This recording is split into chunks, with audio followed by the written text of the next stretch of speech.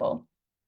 That's how we're going to open the stream. It's going to be stuck there. And supposedly you're a wonderful writer. And I'm so happy to have you at Dyer. Hi, my name is Timothy Gager, and this is Virtual Thursdays and sometimes Friday, Dyer Literary Series. And this is a very special episode. Maybe we'll branch into that a bit because I can't avoid talking about very special episodes. It's ingrained in me. But our guest is the wonderful, intelligent, and talented Mag Gabbert. And let me tell you a little bit about her, and we'll let her website. Supposedly, you're a wonderful writer. Let's go right to the videotape here. Well, it's not videotape, and there it is. See, I don't have to read bios anymore. We can just say about. There you go. This is nice and short. And basically, folks, if you're really interested in learning more about Mag, it's maggabbert.com. But she is the author of Sex, Depression, Animals from Mad Creek Books, which was selected as a Kathy Fagan as the winner of the 2021 Charles B. Wheeler Prize in Poetry. The chapbook, The Breakup, was selected by Kaveh Akbar as the winner of the 2022 Baltic Writing Residencies Chapbook Award. And the chapbook, why my eyes are going, Minml? Minimal, yeah, just you can call it minimal. Minml Poems from the wonderful Cooper Dillon Books. Mm-hmm. She's the recipient of a Pushcart Prize, a Discovery Award from 92 NY's Unterberg Poetry Center. Yes, and fellowships from the Kenyon Review Writers Workshop, Idyllwild Arts, and Poetry at the Round Table. Her work can be found at the American Poetry Review, the Paris Review Daily, Guernica, Guernica. yeah, the Massachusetts. I always give myself a pat on the back when I don't pronounce things wrong. Like, Hey, yeah, there you go. the Massachusetts We all have Review. challenges. Clearly, I have mine. She has an MFA from UC Riverside and a PhD from Texas Tech. She lives in Dallas, where she teaches at Southern Methodist University. So I'm going to turn it over to Mag and her wonderful work. Hey, lovely. Thank you so much, Timothy, for inviting me to read to y'all and have this conversation. I'm really looking forward to it. I came up with a set list. It's a sort of different one than my norm, but I think it'll be fun, and it's sort of a little bit of a roller coaster between happy and sad, which is what the whole book really is, if you think about it. So I'm actually going to start with just the very first poem in my book, Sex, Depression, Animals. It's called Steam. Tracing the obvious curves of your shoulder blades like wings as you sleep beside me. I remember a friend who recently witnessed a man's heart transplant surgery. She said the room smelled so clean. Then after his chest was sawed open, after the single note strung by blade against bone, a burnt fragrance rose up like an offering. In the language of steam, everything is a metaphor. Exhaust, pressure, valve, piston, chamber. The way you turn your feverish body from one side to the other. Last week, I read about a Chinese scientist with the surname He, who had altered a set of baby's genes. I kept thinking he was a deified pronoun, as in he who created you out of ashes. And since steam is invisible, I've been thinking about effervescence. Because we call steam the mist of droplets formed as it condenses, so we only see it when it's disappearing. I've been thinking that transcendence must require water and heat. Last night there was a room made of glass at the base of a mountain, and I stood inside it, naked, wiping cloud from my cheeks. So I'm going to take us from that piece to one of the first poems I ever wrote. I wouldn't even say for this book. One of the first poems I wrote that ultimately made its way into this book. Drafted it way back when I was an MFA student 15 years ago. Yikes. It's called Baby. I don't think about you in an iridescent way. I don't ever look for you in the night. I do not imagine your endlessness. When I think about you, I think about myself and of other real things like dawn on the crumpled sheet or the mountains, the balance between fear and believing in things. You are not a wish. You are a black and white photo of water hidden somewhere in my room.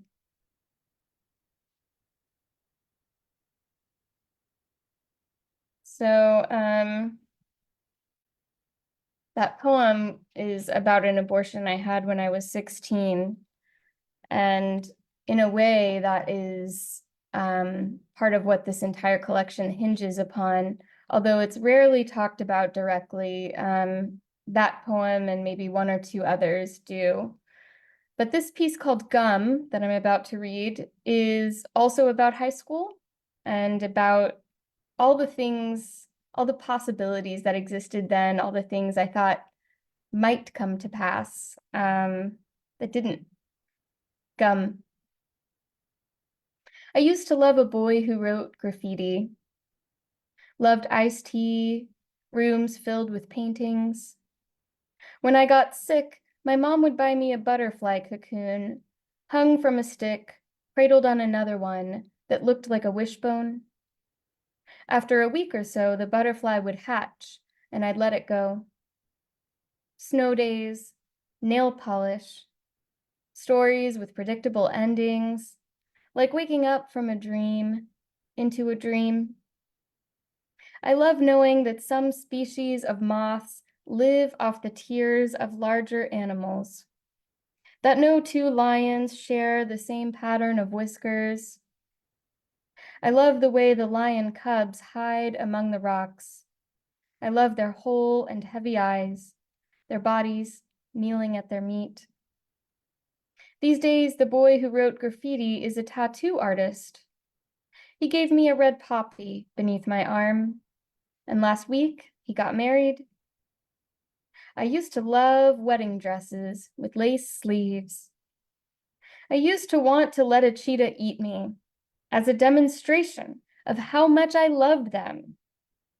I used to want to be on a SWAT team or be a mother by age 30. I used to own a little pink sculpture that looked like chewed gum.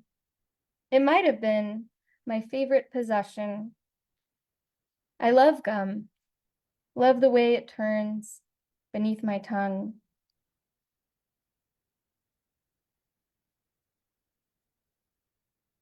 So I think the next poem that I want to read is one that I sometimes call my Lisa Frank poem. It's in the animals section of the book, and it's titled Dolphin. And something you may have already noticed if you've been listening to the reading thus far is I'm a really curious person. I enjoy learning new facts, especially weird, interesting facts. And I often will try to weave those into my poems. So this poem called Dolphin includes, in particular, not really a fact that people don't know, but one that, at least for me, I never had thought about until I really was researching dolphins. Dolphin.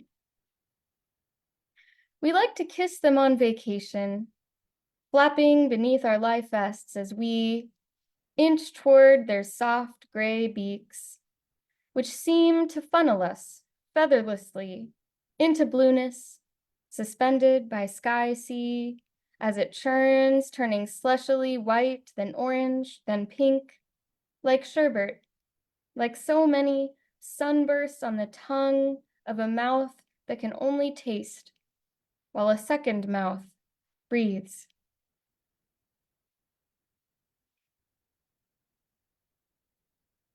At the very beginning of this event this evening, I was talking with Timothy about my beloved dog Bear, who passed away unfortunately last summer. And I had him for 14 years. It really changed, as I'm sure many of you do know, it changed my life to have to adjust to being without him. And I discovered after that event that I already had this poem called June. In fact, it was already published in my book at the time when Bear passed away. He had also died in June, and so I posted this online, and I didn't expect it to really get much attention, and it seemed to really resonate with people. So the poem is called June. I talk out loud to a dead person. The dead person says nothing. I tell the dead person that my tendons are threads of pain. My memories have grown fingers that pull threads. They make me float. They keep me at home. They make me watch the birds out my window, moving like smoke in the wind.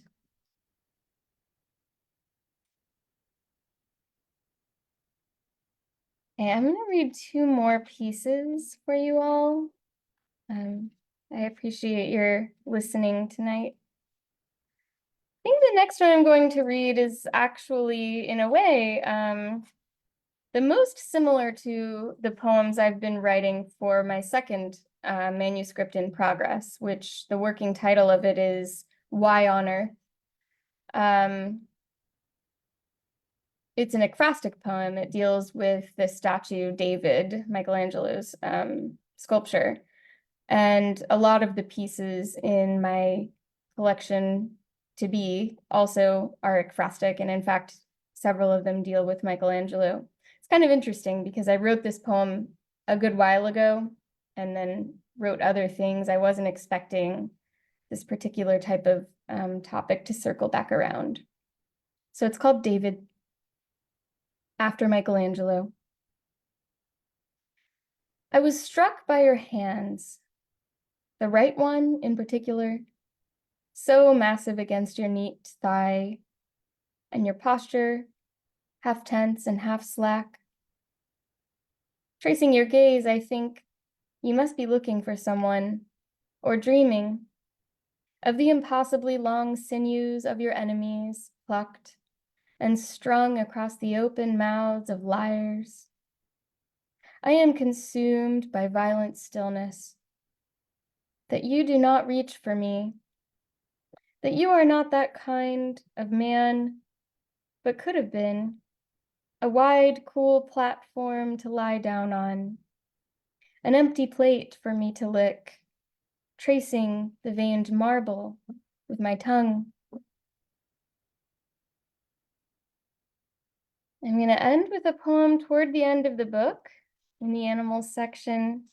It's, I think, one of the most sort of celebratory, and in fact, the word celebratory is in this poem, one of the happiest poems in the book, one that kind of celebrates, in particular, platonic love.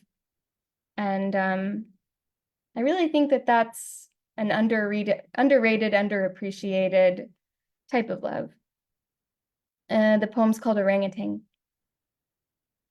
It's New Year's Eve and my life is predictable. I've been to Europe a couple times, done some sightseeing, castles mainly. I have eaten grilled cheese sandwiches and chips flavored with sour cream, watched vampire movies. And one time I did go camping in a teepee with my best friend after watching the sun rise out of the blue that morning. Later on, we took a bath in a clawfoot tub, facing opposite ways, nervously laughing every time our damp skin grazed the other, and we would say, "You're not real, not real, not real," which I guess was surprising and kind of celebratory, like a sudden orangutan, too big to shield himself with an umbrella of leaves, very Susie and Muppety, and even extraterrestrial or cerebral, up there in the trees. Okay, that's what I have for now, reading wise. Wow, that was wonderful, wonderful reading. Thank you so much for sharing.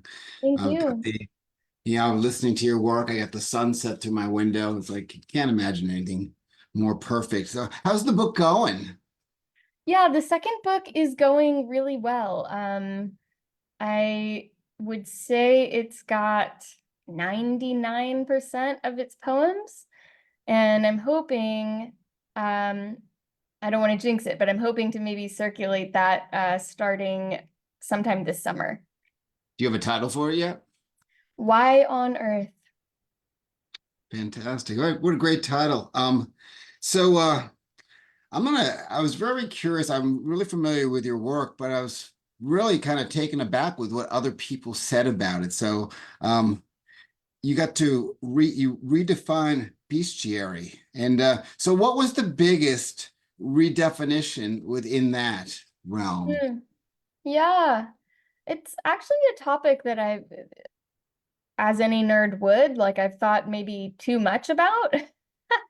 So, for those who may not know, the original bestiary, what that was, it was a medieval text, often written by monks or, yeah, I guess particularly by monks. And the format would kind of be that there would be the name of an animal, sometimes what we would consider to be a cryptozoological or mythical creature, but in their world, what they believe to be a real animal.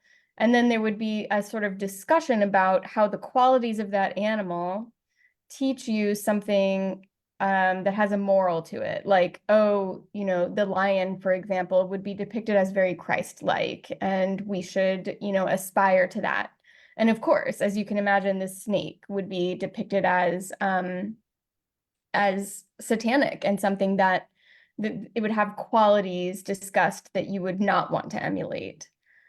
So there's sort of a tradition that I've noticed of particularly American women who have sort of played with the bestiary form in contemporary poetry or somewhat contemporary poetry.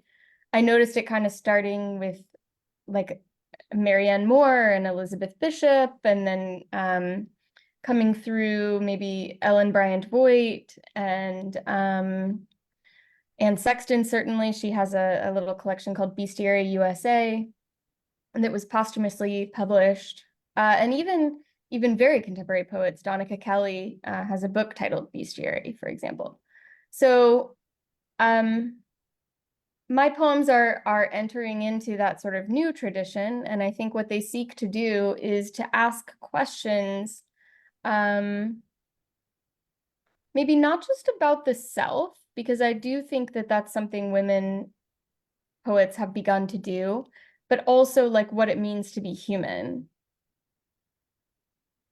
Brenda Shaughnessy said about your work, you take sexual objectivity into erotic subjectivity. Now, do you ever get pushback from men or women in regards to that? That's a great question. I'm always bracing myself that I will. Um, Years ago, when I was an MFA student, I began to publish some nonfiction essays that dealt more directly and explicitly with like the abortion I had at 16 and stuff like that. And I really expected to receive a lot of negative feedback.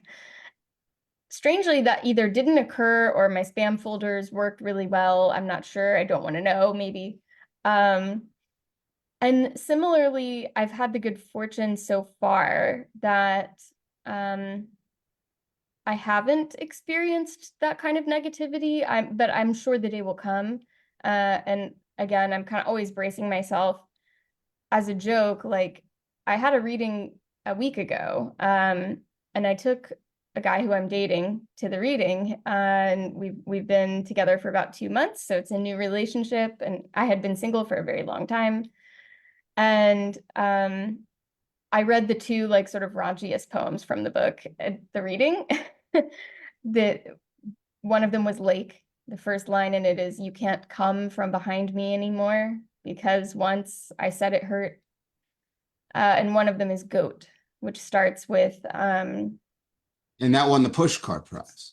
Goat won the Pushcart Prize, and it starts with every man I've ever had sex with wandered off to have kids, but later fucked me again. So the test was sort of to see like what would happen if I were dating someone, and they were exposed to this work in this public way.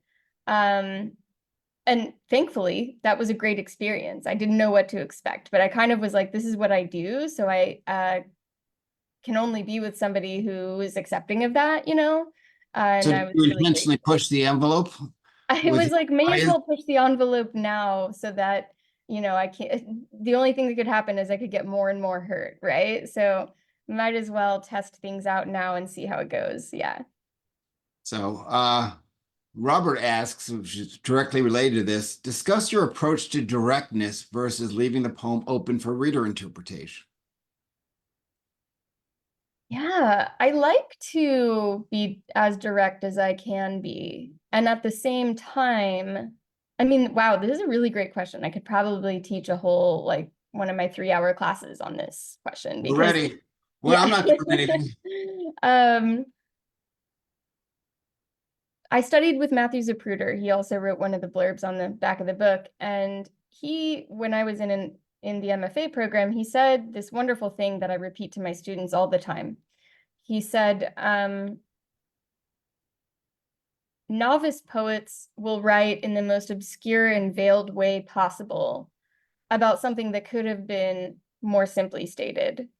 And seasoned poets will write in the most clear and direct way possible about that which cannot be said.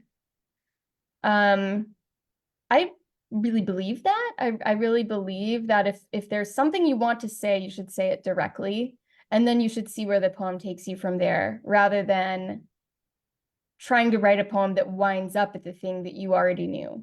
Because if you're not really making a discovery, then your readers also are not making a discovery, and it's possible the poem could read as sort of predictable. So on the one hand, I try to be as direct as possible. But on the other hand, I don't like the idea that I think is often taught for standardized testing and things like that now, that like there's a particular interpretation, an authoritative interpretation to a poem, and that is sort of the right answer. I think that a poem should have many interpretations, and if those can't simultaneously coexist, it's a failed poem. It should mean many things at one time.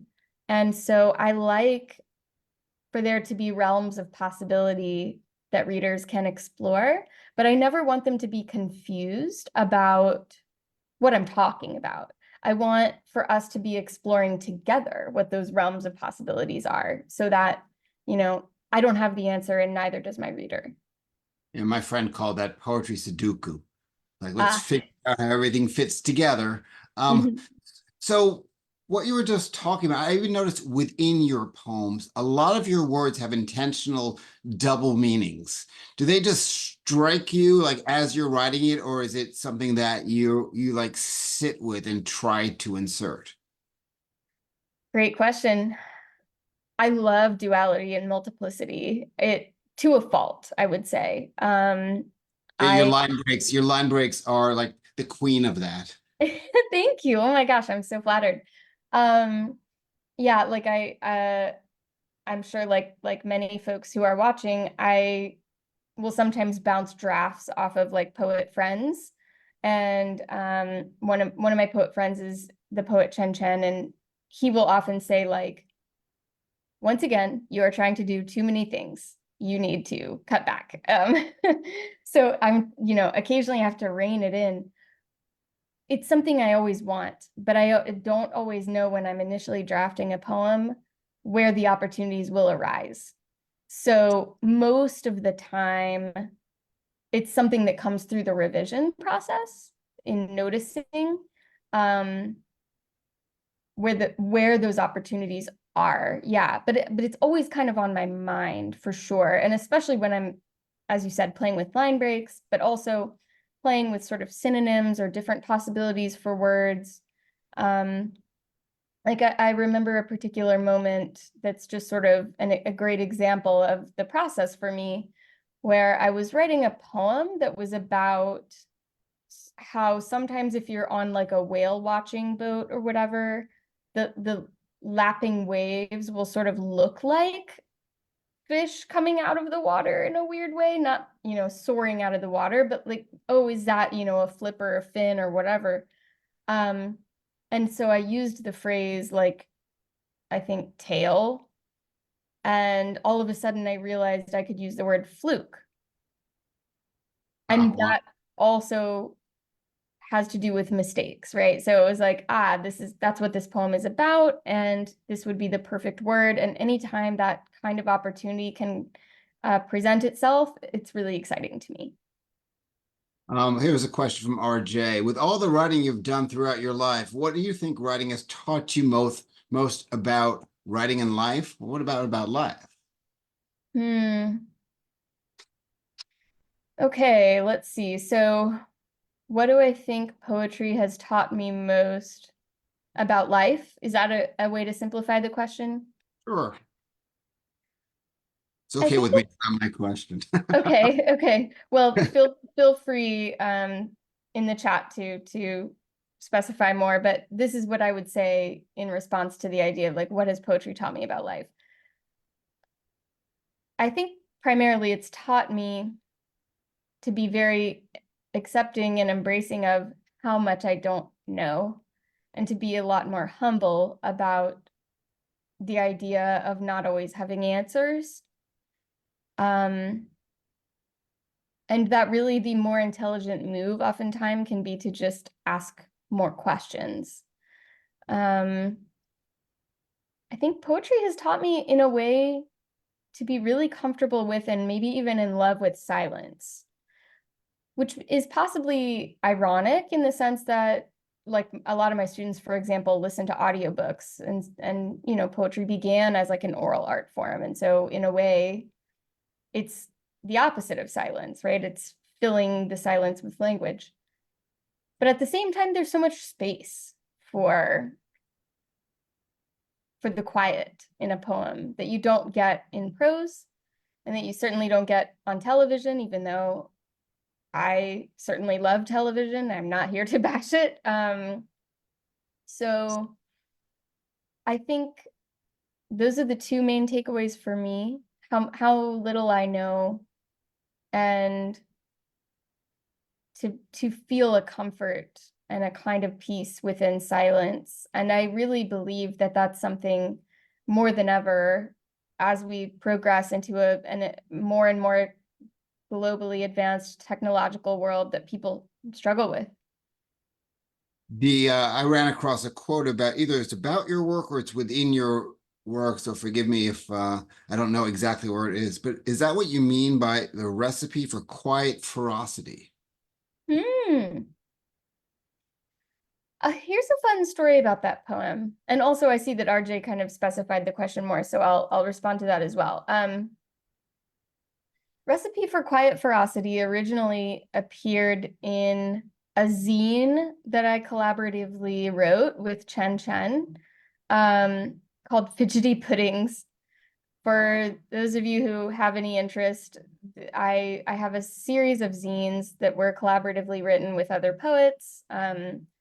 Chen is one of them, also Tarfia Fezula, Carly Joy Miller, and Leila Shati, all wonderful poets. And basically they combine working with a specific theme and a specific form of some kind. And then I do like very childish or childlike collage art to accompany. And all of these zines, if you want to check them out, are available for free on my website. There's a page called Zines. So originally it was written for this zine Fidgety Puddings, and the constraints were that we would write recipe poems. That was sort of the form, and that the theme would be sort of like a holiday or winter theme. And also an additional constraint, because recipe poems is quite broad. It's not like, sonnet, which there's a zine of sonnets, or, anagram poems, which was very strict. Because recipe poems is quite broad, another constraint was that we would give each other our titles.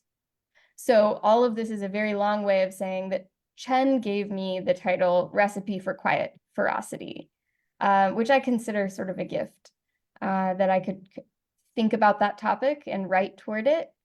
And at the time, I thought not so much about the topics we were discussing, not so much about silence and humility, but more like, what are the things that we allow to simmer inside us, or to sort of be embers inside us that don't present themselves in a flashy, explosive way, but just give you that kind of fire. Does that make sense? Oh, totally. All right, Yeah. last question. I'm running a little over, and I apologize for keeping you, but I'm having too much Oh, fun. that's okay. So, your poems, some of them are very researched, and some of them are like emotional grief, trauma, uh, other emotions. Which of those types do you get the most satisfaction out of, or do you just get satisfied when you've done it well? Wow. I've never thought about this. Wow. And I guess, to be fair, there's sort of a spectrum with that, which I'm sure you probably agree with, Timothy, where it's like, probably most of the poems feature some of both of those elements, but it's a question of how much or how little, like on the ratio, is one versus the other. I think as my process has evolved, and as I've worked on this hopefully second book, I've moved more toward the researched side. And I think there are strengths to that. Not all poems have to be autobiographical or like navel gazing or whatever. There's, I think, a lot to be gained from reading poetry that's looking outward. But I think it's also become harder for me to write from no place but the heart. Partly because, like I've joked with my friends before, when you're a poet and you write your first book is like everything up to your life, in your life up to that point. It's just and then it's like, well, what do I have now? What material am I working with? And so you run out of lived experiences at a certain point, or, especially like for new writers, who will maybe wait for inspiration to strike or whatever, like that shit will run out real quick, actually. And so then you have to go and find your subject matter. I've become a lot better at finding my subject matter, but because of that, and because I have written so thoroughly about a lot of the strongest emotions that have stayed with me, to this point in my life, it's more of a gem to have a truly emotional poem to its core come out. And I consider that a more special experience. I know I said that was the last question, but someone wrote one down, so I hate Yeah. to ignore people. Do you personally find a higher power in the silences for comfort and strength? I think yes. My personal, first of all, it's clear from my book, anyone who's acquainted with it, that I was raised in a Christian household, in a Protestant household. But my beliefs are more agnostic right now, just personally. But I do very much believe in powers beyond what we know, and all kinds of things beyond what we know. And I think that a word for that now is the divine, or religion. But someday, perhaps they will be measurable by science. You know, I don't think that science and religion are actually mutually exclusive at all. And so I find a great comfort and peace and excitement in mystery. And I think part of what I'm saying is I don't know how long mystery is going to last on Earth. I think it'll last, you know, beyond my lifetime. But I don't know that it'll be around forever. Maybe one day we'll have the answers to everything, and that's not as exciting to me. Silence is exciting to me because it speaks about the great mysteries. All right, thanks. Thank you so much. Again, here's the book, everybody. It's a wonderful, wonderful cover. So this is the most recent book, and this is what the chapbooks look like. Yeah.